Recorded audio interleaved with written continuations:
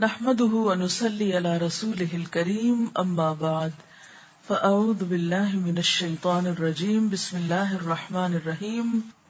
رمضان کے جانے کا غم ہے، لیکن اللہ تعالیٰ نے عید رکھ دی، اب خوش ہو. اب بہت سے لوگ خوشی نہیں ہو پاتے، یا پھر خوش ہوتے ہیں تو وہ سب کچھ پچھلا اڑ کے چلا جاتا ہے، کہیں اور ہاتھ سے چھوٹ جاتا ہے. ایسے میں کیا کرنا ہے، کہاں آ کے رکنا ہے، اپنے اندر کس طرح توازن پیدا کرنا ہے کہ خوشی کے موقع پر خوش بھی ہوں اور ساتھ تقویٰ بھی پکڑے رکھیں، وہ بھی نہ چلا جائے، اور پھر خوشی میں اتنی دور تک نہ چلے جائیں کہ باقی سب کچھ بھول جائے. وَلِتُكْمِلُوا الْعِدَّةَ وَلِتُكَبِّرُوا اللَّهَ عَلَى مَا هَدَاكُمْ وَلَعَلَّكُمْ تَشْكُرُونَ. یہ ہے عید کا پیغام، یہ ہے عید کے بارے میں.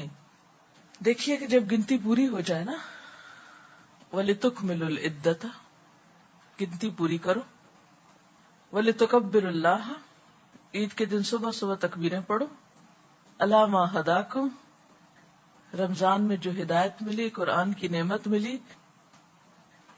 یعنی ہر بشر پر کسی نہ کسی طرح کچھ نہ کچھ اس رمضان کی برکت سے اثر ضرور ہوتا ہے، کسی پہ زیادہ کسی پہ کم، لیکن ہر ایک کو کچھ نہ کچھ حصہ مل جاتا ہے. کوئی تراویح میں سن لیتا ہے، کوئی کہیں سن لیتا ہے، کوئی کسی طرح، کوئی کسی طرح. تو یہ جو علامہ ہداکم ہے، یہ خصوصی طور پر اس قرآن کی نعمت کے ملنے کے ذکر پر ہے نا. اسی آیت کے شروع میں جو ہے ہدی للناس وبینات من الہدی، دوبارہ پھر ہدایت کی بات، والفرقان. یعنی ایک تو تم نے روزوں کی گنتی پوری کر لی، دوسرے تم نے قرآن سے تعلق کے ساتھ ہدایت حاصل کی یا نیکی میں آگے بڑھے. تو اب عید کے دن کیا کرو؟ اللہ کی بڑائی بیان کرو اور شکر ادا کرو، منہ بسور کے ناشکری نہ کرو. کیونکہ بہت سے لوگ عید کے دن بھی آج تو دل ہی نہیں لگ رہا، روزہ ہی نہیں ہے، کیا عید اداسی لے کر آئی ہے، ایسی باتیں کرتے ہیں. ایسی باتیں نہیں کرنی چاہیے. کتنا بڑا امتحان ہے نا، پوری روحانیت میں ڈوبے ہوئے ہوتے ہیں. اب اچھے کپڑے پہنو، اچھا کھانا پکاؤ، گھر سجاؤ، عید پڑھنے جاؤ، ملاقاتیں کرو، مہمانوں کو سرو کرو. وہ کیا ہوا، میں صبح اٹھتی تھی، کیا روٹین تھی، کیا سہانے دن تھے، سب گزر گئے، سوگ منا رہے ہیں بیٹھ کے. بہت سے ریلیجس لوگ، دیندار لوگ، جب دین کا یہ نمونہ پیش کرتے ہیں تو گھر والے بھی اوفینڈ ہونے لگتے ہیں اور رشتہ دار بھی پریشان ہونے لگتے ہیں. پھر وہ کہتے ہیں توبہ ہماری ایسے دین سے جو ہم اس کے قریب آئیں.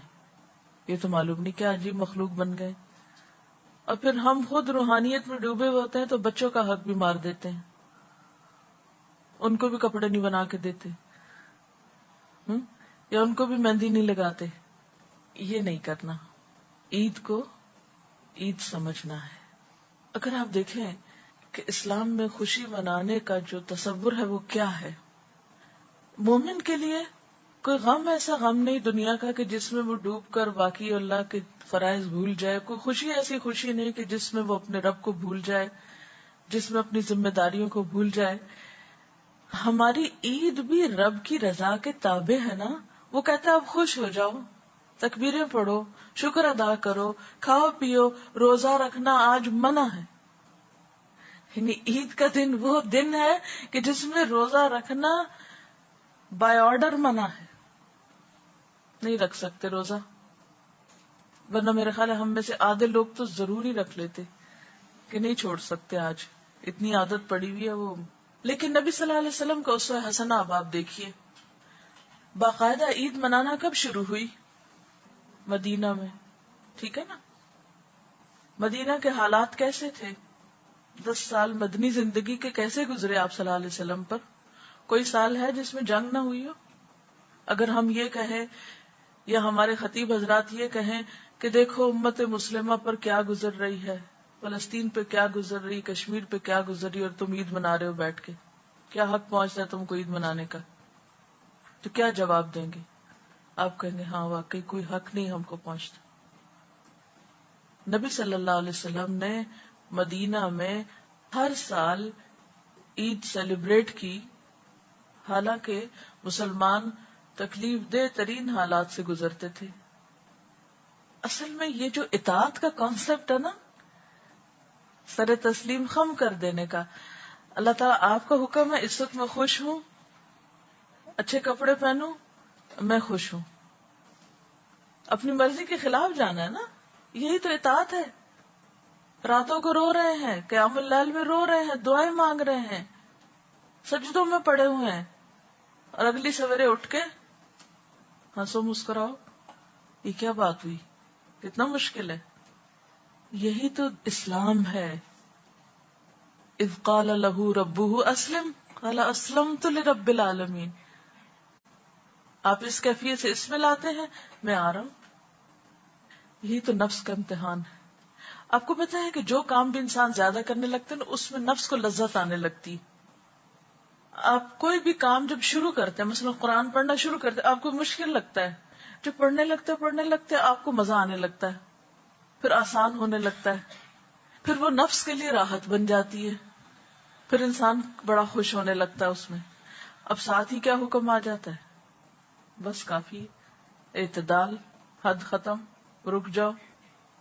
اب انسان کا دل کہتا ہے نہیں نہیں، میرا نفس تو اسی سے چمٹا ہوا ہے، نفس کی عبادت تو نہیں کرنی، نفس کی بندگی تو نہیں، اللہ کی بندگی. اب کسی اور چیز کا تقاضا دوسری طرف بلا رہا ہے. ہمارے بڑا مشکل ہے بھائی. تو اگر نبی صلی اللہ علیہ وسلم کے حالات آپ دیکھیں تو جتنی تکلیفیں آپ پر گزری ہیں کسی انسان پر نہیں گزری. لیکن کسی ایک عید کے دن کو بھی یوم سوگ ڈکلیئر نہیں کیا گیا. آپ دیکھیں جنگ خندق کے موقع پر، جبکہ اتنا خوف تھا مدینہ میں کہ لوگوں کو رفع حاجت کے لیے باہر جانے میں مشکل ہو رہی تھی. غزوہ احزاب کہ ہنالک ابتلی المؤمنون وزلزلوا زلزالا شدیدا اذ بلغت القلوب الحناجر وتظنون باللہ الظنونا.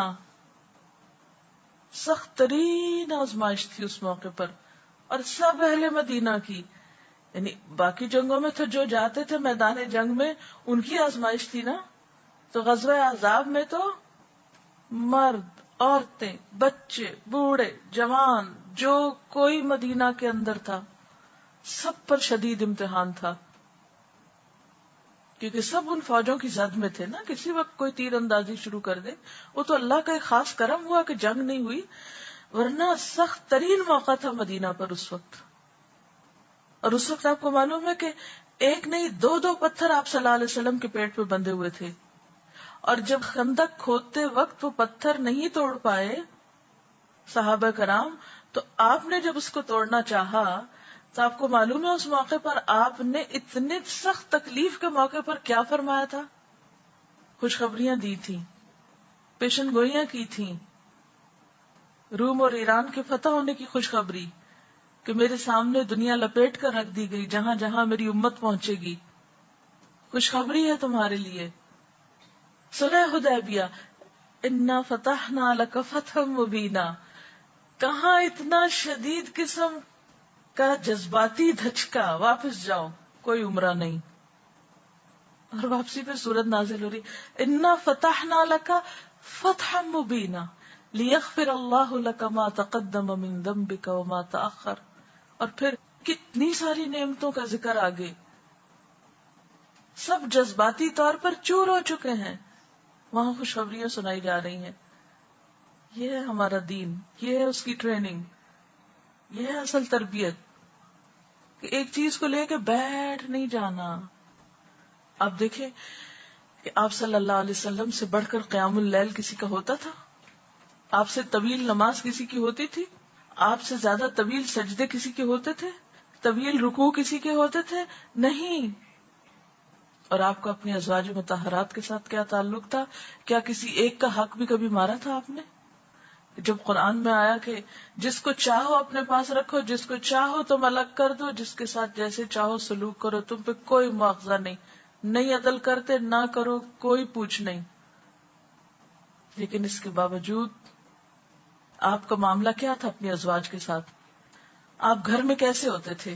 حضرت عائشہ کیا بیان فرماتی ہیں؟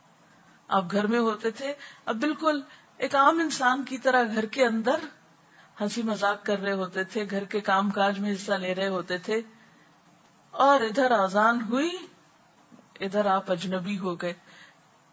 کتنا مشکل ہے کہ عین دنیا کے اندر ہوتے ہوئے اللہ تعالیٰ نے بلایا تو چل دیے. سوئچ اوور ہونے میں کتنی دیر لگی، ایک سے دوسری کیفیت میں جانے کو کتنی دیر لگی. یہ ہوتا ہے مومن. جمعہ کی نماز، جمعہ کی اذان آئے، سب چھوڑ دو. فَسَعُوا إِلَىٰ ذِكْرِ اللَّهِ وَذَرُوا الْبَيْعَ، آگے مسجد. فَإِذَا قُضِيَتِ الصَّلَاةُ، خطبہ سنا، بڑا روحانی تسکین ہوئی، سب ہوا. اب کیا ہے؟ فَإِذَا قُضِيَتِ الصَّلَاةُ فَانتَشِرُوا فِي الْأَرْضِ، جاؤ کاروبار کرو، پورے دن کی چھٹی کوئی نہیں، جاؤ کماؤ، اپنے کام کرو. یہ ہے ہمارا دین. تو جب تک ہم اعتدال نہیں سیکھیں گے کس کس چیز میں، جسم کے تقاضے، روح کے تقاضے، عقل کے تقاضے، جذبات کے تقاضے، ان چار چیزوں میں جب تک اعتدال نہیں ہوگا، نہ یہ زندگی کامیاب ہو سکتی ہے اور نہ اگلی. کامیاب ہونا ہے تو ان چار چیزوں کے تقاضوں میں بیلنس قائم کرنا ہے. پہلی چیز ہے جسم کے تقاضے.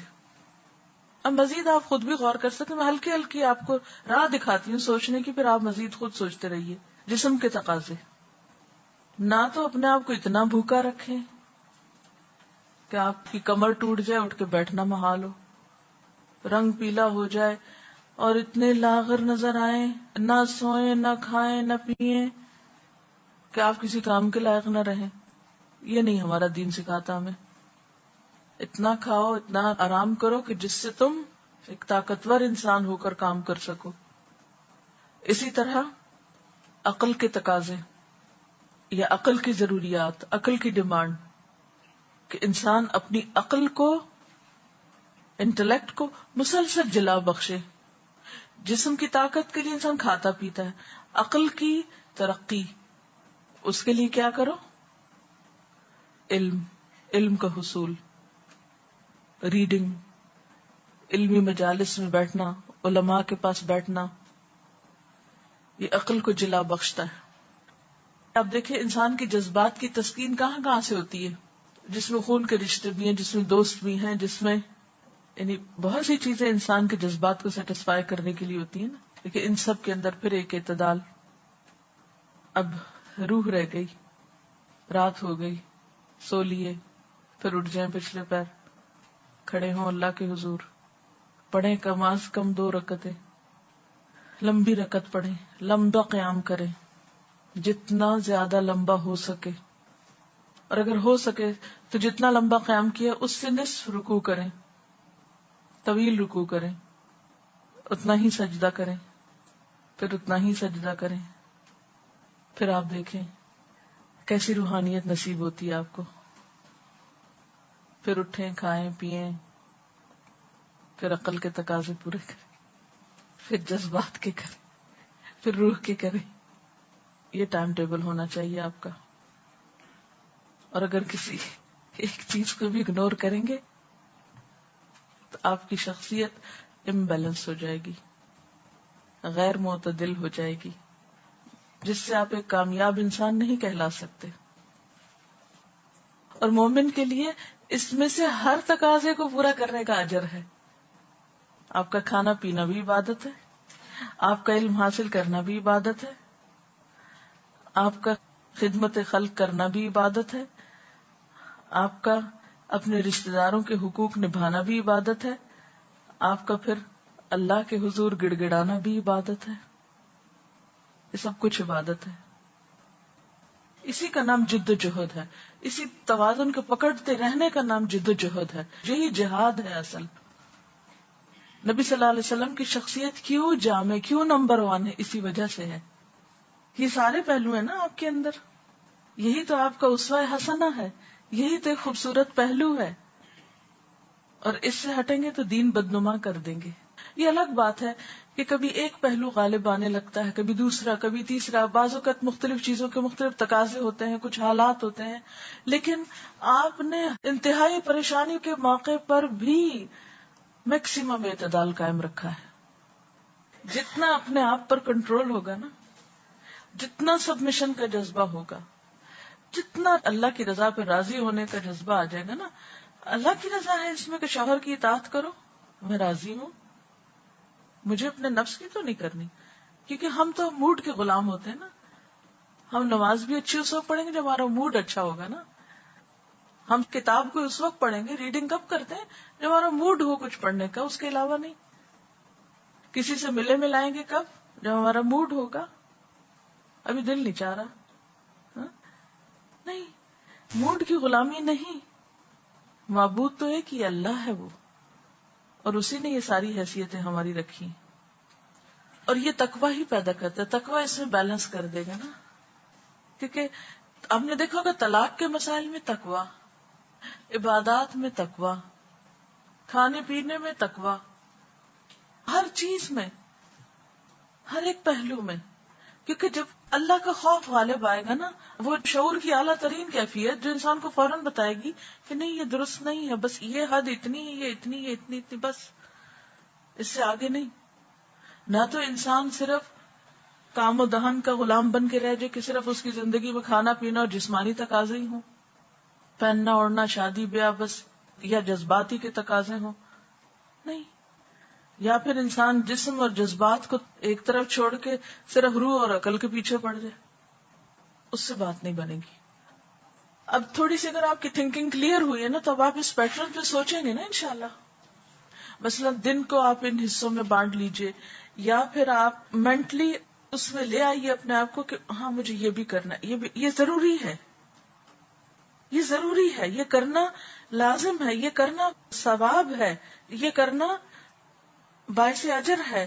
تو پھر آپ دیکھیں گے کہ ہر ایک کو ڈھلنے میں مشکل نہیں ہوگی. جب ہمارا بیلنس بگڑتا ہے نا ہماری سوچ کا، سب سے پہلے تو کہ جس میں ہم کچھ کاموں کو زیادہ کار ثواب سمجھ لیتے ہیں اور کچھ کاموں کو ہم بیکار سمجھ لیتے ہیں، تو پھر اس سے کیا ہوتا ہے کہ پھر ہم کچھ کاموں کے قریب بھی نہیں پٹکتے اور کچھ کو ہم اپنے اوپر بہت حاوی کر لیتے ہیں. جب دنیا میں ہوتے ہیں خوب دنیا میں ہوتے ہیں، جب دین میں آتے ہیں بالکل ہی دنیا چھوڑ بیٹھتے ہیں. تو یہ اگرچہ مشکل ہے لیکن حدود میں رکھ کے ممکن ہے. اور پھر اصل چیز تو اسوہ حسنہ ہے، وہاں دیکھتے جائیے کیا ہوا، سب کچھ ٹھیک ہو جائے گا. اوکے، سبحانک اللہم و بحمدک، اشہد ان لا الہ الا انت، استغفرک و اتوب الیک.